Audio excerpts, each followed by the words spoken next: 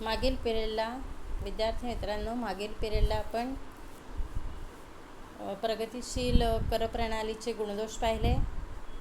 त्यानंतर प्रमाणशील करप्रणालीचे गुणदोष पाहिले आणि या करांच्या वर्गीकरणातला तिसरा प्रकार आजच्या पिरियडला आपल्याला पाहायचा आहे, तो म्हणजे प्रतिगामी कर पद्धती. यालाच इंग्लिशमध्ये रिग्रेसिव्ह टॅक्स सिस्टीम म्हणतात. तर अजूनपर्यंत आपण पाहिलं की प्रगतिशील कर प्रणालीमध्ये उत्पन्नातील वाढीनुसार करांच्या दरात वाढ होत असते. प्रमाणशील कर पद्धतीमध्ये मात्र करांचा दर निश्चित असतो. उत्पन्न कितीही असो, उत्पन्न गट कोणताही असो, एकाच दराने कर द्यावे लागत असतात. तर प्रमाणशील कर पद्धतीला समप्रमाण कर असेही म्हणतात.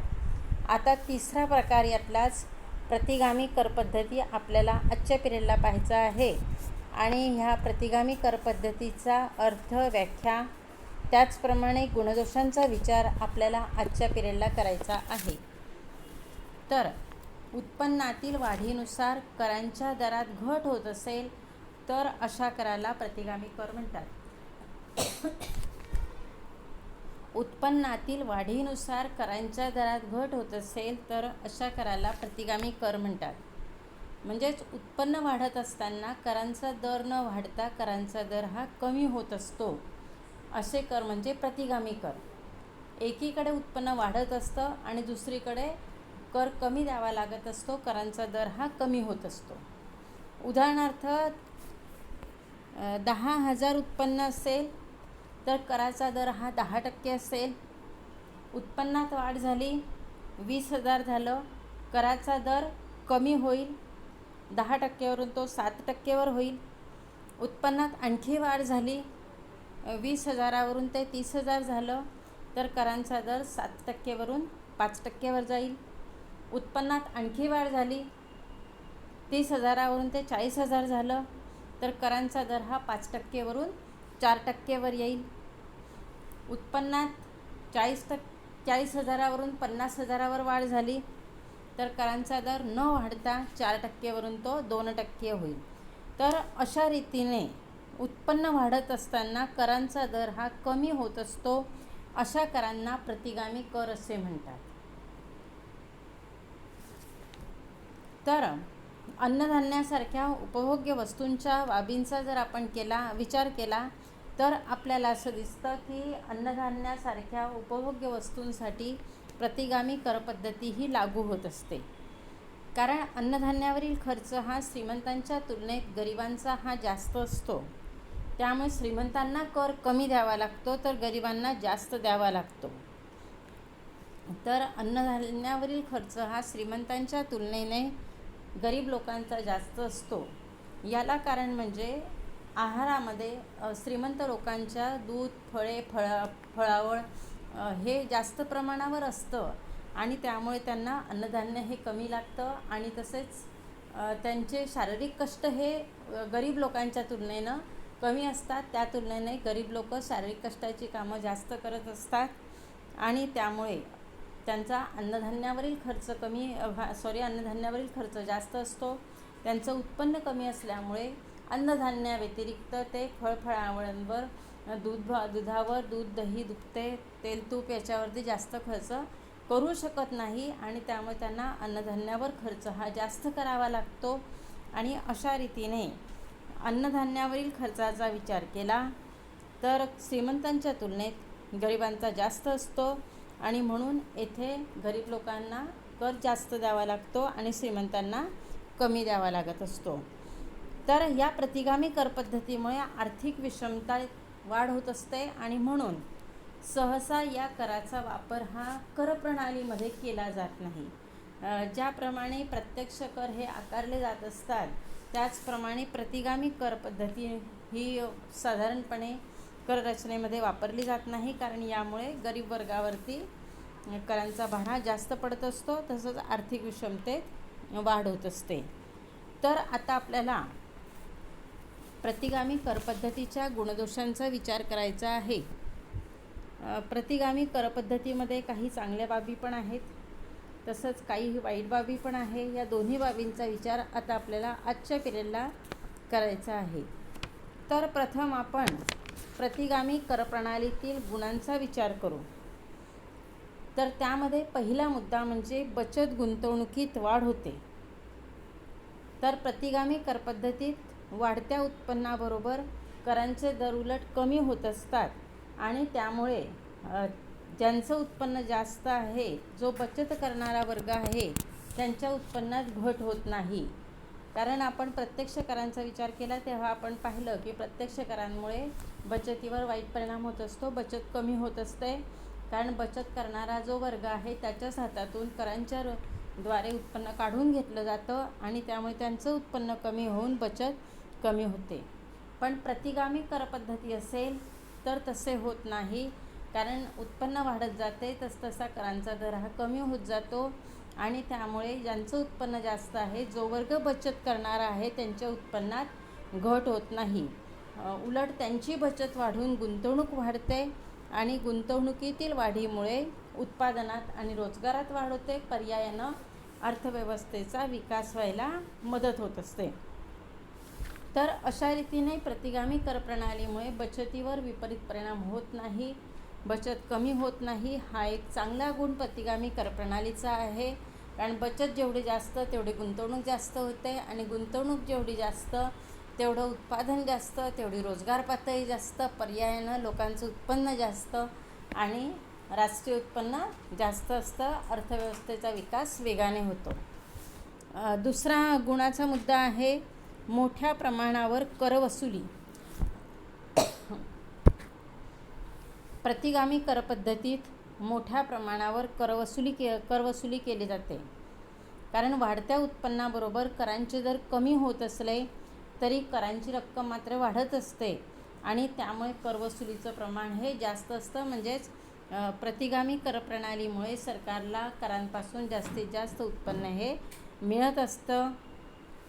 जरी वाढत्या उत्पन्नाबरोबर करांचे दर कमी होत असले तरीसुद्धा करांची रक्कम मात्र वाढत असते आणि म्हणून करवसुलीपासून सरकारला जास्तीत जास्त उत्पन्न हे प्राप्त होतं. तिसरा मुद्दा आहे उत्पन्न वाढीची प्रेरणा. आपल्या उत्पन्नात वाढ झाल्यास आपल्याला कर कमी द्यावा लागेल असे लोकांना वाटू लागते आणि त्यामुळे ते जास्त उत्पन्न मिळावे असं त्यांना वाटून ते जास्त कष्ट करतात आणि जास्त उत्पन्न मिळवतात. अशा रीतीने प्रतिगामी करप्रणालीमुळे लोकांमध्ये उत्पन्न वाढीची प्रेरणा निर्माण होते. त्यांना हे समजतं की आपण जर जास्त उत्पन्न मिळवलं तर आपल्याला कर हा कमी द्यावा लागणार आहे आणि त्यासाठी आपण जास्त कष्ट करायचे, जास्त उत्पन्न मिळवायचं आणि शासनाला कर हा कमी द्यायचा आणि म्हणून ते जास्त कष्ट करतात, जास्त उत्पन्न मिळवायचा प्रयत्न करतात आणि त्यामुळे त्यांच्या उत्पन्नात वाढ होत असते. तर अशा रीतीने लोकांच्या उत्पन्नात वाढ होऊन पर्यायानं राष्ट्रीय उत्पन्नात वाढ होण्यास मदत होत असते. आणि प्रतिगामी करप्रणालीचा शेवटचा गुणाचा मुद्दा म्हणजे राष्ट्रीय उत्पन्नात वाढ होते. प्रतिगामी करपद्धतीनुसार उत्पन्नात वाढ झाल्यास करांच्या दरात घट होते, म्हणून लोकांचा कल हा उत्पन्न वाढीकडे असतो.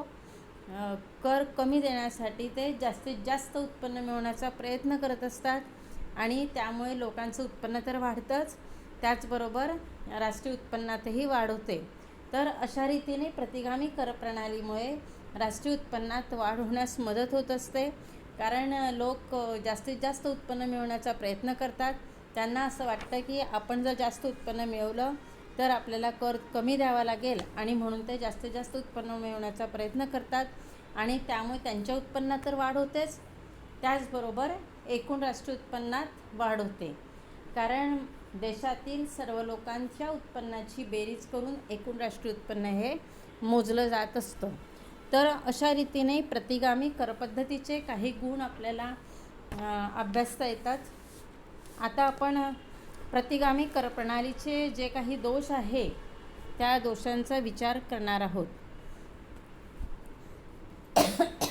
त्यातला पहिला दोष आहे अन्यायकारक.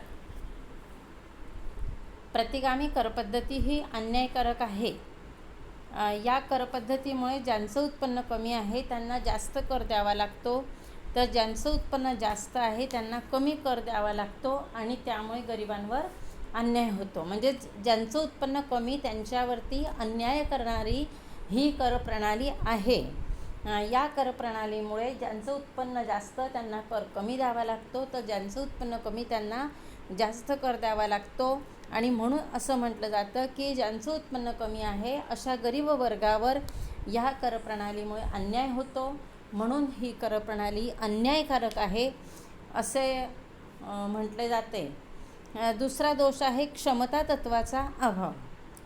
तर कर प्रणालीची जी तत्त्व आहे त्यामध्ये क्षमता तत्त्व हे एक महत्त्वाचं तत्त्व आहे आणि या क्षमता तत्त्वानुसार आर्थिक क्षमतेनुसार कर आकारणी करण्यात यावी असं म्हटलेलं आहे. परंतु प्रतिगामी कर पद्धतीचा जर विचार केला तर प्रतिगामी कर पद्धतीमध्ये क्षमता तत्त्वाचा अभाव आपल्याला दिसून येतो. कारण ज्यांची आर्थिक क्षमता कमी त्यांना जास्त कर द्यावा लागतो आणि ज्यांची आर्थिक क्षमता जास्त याचा अर्थ ज्यांचं उत्पन्न जास्त त्यांना मात्र कमी कर द्यावा लागतो. अशा रीतीने प्रतिगामी कर पद्धती ही क्षमता तत्त्वाच्या विरोधी आहे. तर अशा रीतीने कर प्रणालीमध्ये जे सांगितलेलं आहे की आर्थिक क्षमतेनुसार कर आकारणी करण्यात यावी. ज्यांची आर्थिक क्षमता जास्त त्यांच्यावरती जास्त दराने कर आकारावा, तर ज्यांची आर्थिक क्षमता कमी त्यांच्यावरती कमी दराने कर आकारावा. पण या कर प्रणालीमध्ये उलट परिस्थिती दिसून येते. ज्यांची आर्थिक क्षमता कमी असते त्यांना जास्त कर द्यावा लागतो, तर ज्यांची आर्थिक क्षमता जास्त त्यांना कमी कर द्यावा लागतो. आणि म्हणून असं म्हटलं जातं की क्षमता तत्त्वाचा अभाव या प्रतिगामी कर प्रणालीमध्ये दिसून येतो. तिसरा दोष आहे गरिबांवर करांचा भार जास्त. प्रतिगामी कर पद्धतीत कमी उत्पन्नावर जास्त कर आणि जास्त उत्पन्नावर कमी कर आकारण्यात येत असल्यामुळे गरीब वर्गावर कराचा भार जास्त असतो आणि श्रीमंत वर्गावर कराचा भार हा कमी असतो.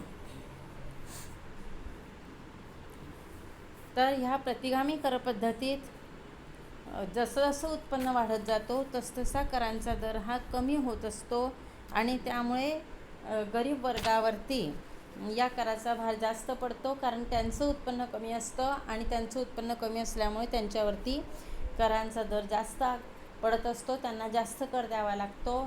याउलट ज्यांचं उत्पन्न जास्त आहे अशा श्रीमंत लोकांचं उत्पन्न जास्त असल्यामुळे त्यांच्यावरती करांचा दर हा कमी आकारला जातो आणि म्हणून त्यांच्यावरना कराचा भार हा कमी पडत असतो. तर अशा रीतीने गरीब लोकांवर कराचा भार या प्रतिगामी कर पद्धतीमुळे जास्त पडत असतो. आणि शेवटचा दोष म्हणजे आर्थिक विषमतेत वाढ होते. प्रतिगामी कर पद्धतीमुळे आर्थिक विषमतेत वाढ होते. याचा विचार आपण अगदी सुरुवातीलाच केला की प्रतिगामी कर पद्धती ही आर्थिक विषमतेत वाढ करणारी कर प्रणाली आहे. कारण प्रतिगामी कर पद्धतीमुळे गरीब हे जास्त गरीब होतात. कारण ज्यांचं उत्पन्न कमी त्यांना हा कर जास्त द्यावा लागतो आणि ज्यांचं उत्पन्न जास्त त्यांना हा कर कमी द्यावा लागतो आणि त्यामुळे गरीब हे अधिक गरीब होतात तर श्रीमंत अधिक श्रीमंत होत असतात. तर गरीब लोकांवरती करांचा दर जास्त आकारण्यात आल्यामुळे त्यांचं उत्पन्न आणखी कमी होतं, त्यांचा राहणीमानाचा दर्जा खालावतो आणि श्रीमंतांना मात्र उत्पन्न जसं जसं वाढत जातं तसतसा कर कमी द्यावा लागत असल्यामुळे त्यांच्या उत्पन्नात वाढ होत असते आणि त्यांचं उत्पन्न वाढल्यामुळे त्यांचा राहणीमानाचा दर्जा वाढत जातो आणि ते आणखी श्रीमंत होत जातात आणि श्रीमंत आणि गरीब यांच्यातील दरीमध्ये आणखी वाढ होत असते. आणि अशा रीतीने कर प्रणालीचं जे उद्दिष्ट आहे की अर्थव्यवस्थेतील आर्थिक विषमता ही कमी करणं, हे उद्दिष्ट या प्रतिगामी कर प्रणालीमुळे साध्य होत नाही, उलट आर्थिक विषमतेत वाढच होत असते. तर अशा रीतीने प्रतिगामी कर पद्धतीतील प्रमुख गुणदोषांचा विचार आपण आजच्या पिरियडला केलेला आहे.